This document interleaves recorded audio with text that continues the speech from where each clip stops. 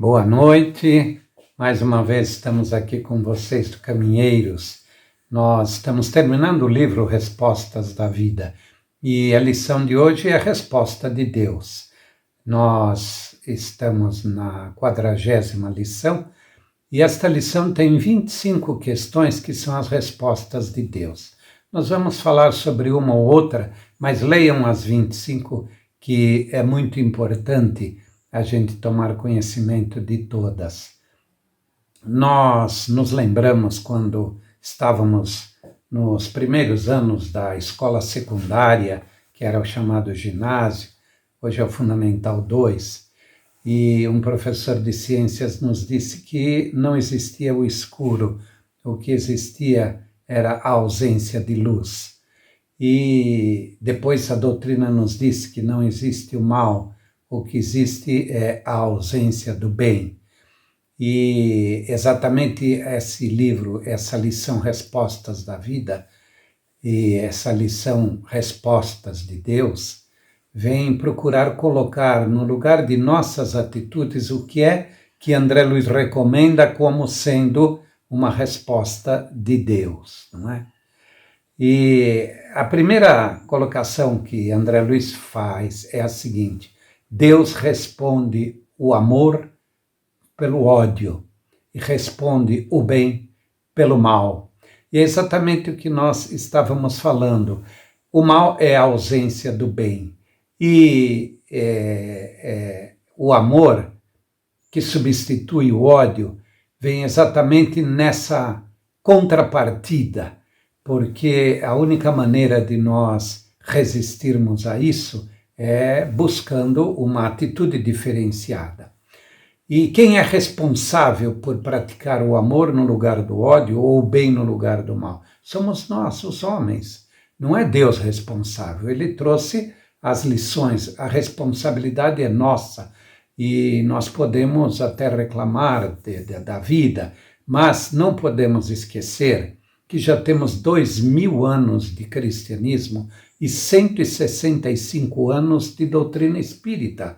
Mesmo que esta encarnação seja a primeira que nós nos tornamos espírita, nós não podemos negligenciar o que Emmanuel diz, que não reclame com os espíritos se já possui 10 minutos de conhecimento. Nós estamos nesta vida toda, mesmo vocês, os mais jovens, há quantos anos estão nas escolas de evangelização, lendo os livros da doutrina, e não temos a absoluta retidão em nossas atitudes, mas temos a consciência de que o ódio nós devemos combater com o amor. Isso teoricamente é fácil, mas na primeira contrapartida que você leva de um inimigo, de alguém que te despreza ou que te faz o mal, nós tentamos revidar, nem que seja em pensamentos.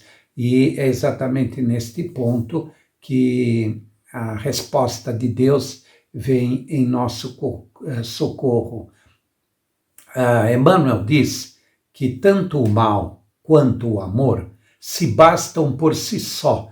Eles não dependem que você receba de volta aquilo que você está dando. Mas, lógico, isso é a partir de espíritos que conseguiram uma consciência luminar, uma consciência do que é bom, quanto é bom fazer o bem, e a pessoa que ama, ela não sente necessidade de ser amada.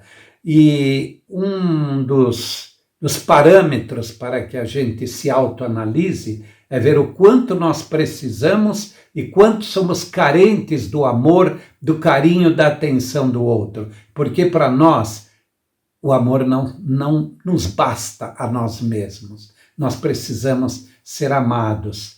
Nós fazemos o bem, mas queremos a gratidão de volta, queremos o reconhecimento de um filho, de um pai, de um amigo, de um chefe, de uma empresa. Este reconhecimento significa que o bem ainda está em estado de latência dentro de nós. Ele ainda não faz parte do nosso cotidiano. Nós ainda temos que pensar para fazer o bem. Ele não é tão espontâneo quanto deveria ser.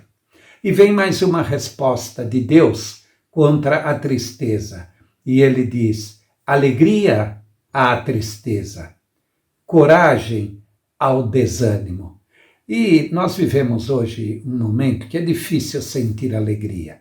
O mal-estar geral, provocado não só pelas informações da mídia, mas pelos acontecimentos em nossos grupos de amizade, até nos grupos familiares, através desta pandemia que está ocorrendo, provoca em nós uma tristeza introspectiva, algo que falta dentro de nós. E isto que falta é a alegria, porque falta-nos a confiança. Nós ainda temos medo da morte, temos medo da dor, temos medo da perda, e isso nos traz uma tristeza letárgica, e nós deveríamos reagir a isso provocando um estado de ânimo, de alegria, de otimismo dentro de nós. E é exatamente o que Deus propõe na questão seguinte, é a coragem ao desânimo. Por quê? Porque o Chico sempre nos diz, tudo passará. E para você aceitar que tudo passará, você tem que ter uma confiança muito grande em Deus. Você tem que ter um otimismo de vida permanente, porque senão o tempo vai passando, as coisas não passam e você acha que o mal nunca vai acabar. E tem aquele ditado, não há mal que sempre dure, e nem mal que não, e bem que não se acabe. Sou contra o bem que não se acabe. Não há mal que sempre dure, mas o bem nunca se acaba. O bem que se acaba é o bem material, é o bem que nós desfrutamos de forma humana aqui, com este corpo, com este físico, com estas exigências. Este bem se acaba, principalmente os que dependem de conquistas materiais. Mas o bem a que o ditado se reporta é o bem espiritual em estado de desenvolvimento dentro de nós. O bem que nós conquistarmos, ele não se acaba. E, portanto, não há mal que sempre dure. E não há bem que não perdure. Esta é a realidade. E vamos a mais uma questão.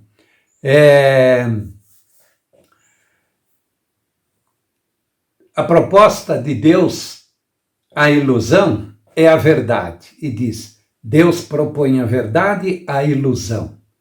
E realmente a ilusão é um estado passageiro que nos traz grandes decepções. Só que eu queria lembrá-los de que um dos objetivos da doutrina é a verdade. E a verdade é uma luz que não se apaga.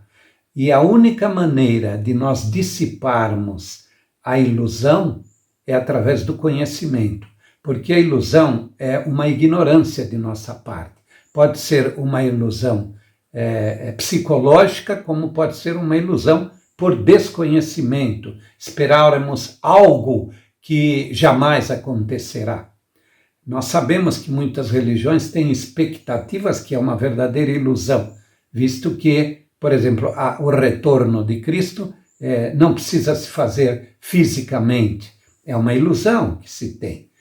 E a doutrina, que é a verdade proposta por Kardec, ela vem nos trazer um conhecimento tão amplo da vida espiritual, nós que agora perdemos uma grande escritora, a nossa Silvia Caldas Schubert, a quem o Divaldo se refere numa das palestras com tanta propriedade, não é? A gente vê o quanto a doutrina vem esclarecer os nossos espíritos a respeito da vida no plano espiritual, a respeito das comunicações. Nós estamos assistindo agora uma série que eu recomendo a vocês, chama-se A Verdade Após a Morte. Assistam isso e vocês vão ver como recentemente as experiências de ordem científica estão nos conduzindo à certeza da vida após a morte. E, portanto, é uma grande alegria saber que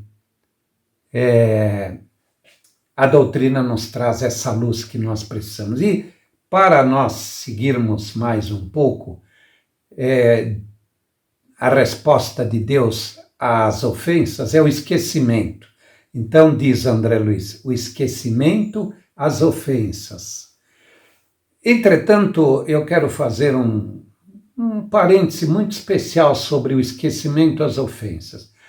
Em primeiro lugar, não existe esquecimento. Aquilo que o nosso cérebro parece ter esquecido, ele permanece registrado.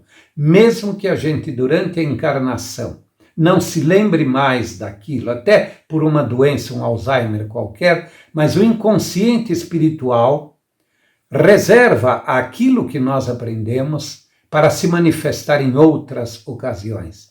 E se você simplesmente esquecer a ofensa e não fizer algo por aquele que te ofendeu, ou seja, não tiver restabelecido a normalidade do relacionamento, isto vai, em algum momento, eclodir, seja numa próxima encarnação ou seja no plano espiritual. Muitas vezes, nós abraçamos um inimigo e achamos que isso é suficiente. Não. Emmanuel diz o seguinte, perdoar não é esquecer. Perdoar é trabalhar pelo bem daquele que nos ofendeu. E só para encerrar, André Luiz termina dizendo, quando vocês terminarem de ler estas 25 questões, essas respostas de Deus, vocês vão perceber uma coisa maravilhosa, e para mim foi uma surpresa óbvia, de que Deus realmente está ao nosso lado. Mas vamos perceber outra mais óbvia e que a gente procura não enxergar, é que nós estamos distantes de Deus. E que existe como dois ímãs que não se atraem, porque são polos iguais, Deus se aproxima e nós nos retraímos. Então está na hora de mudarmos isso. Uma boa noite para todos e muito obrigado.